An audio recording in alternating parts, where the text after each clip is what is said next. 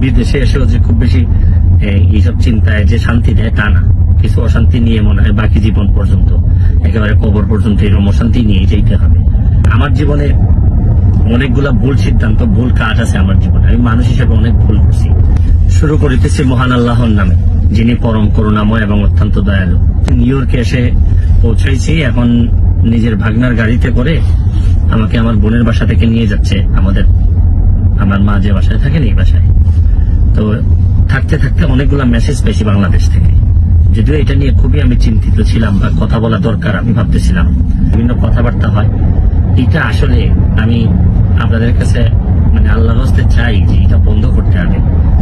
এটা যদি বন্ধ না করেন, মানে অনেক মানুষের অনেক নির্যাতন হয়, অনেক কষ্ট হয়, এইসব যন্ত্রণা আপনাদেরও, আমি প্রায় হয়তো এইভাবে যন্ত্রণা আপনাদেরকে দিতে হবে, আপনাদেরও নিতে হবে, আর আপনাদের যন্ত্রণাও আমি নিব। ভালো থাকবেন, সুস্থ থাকবেন।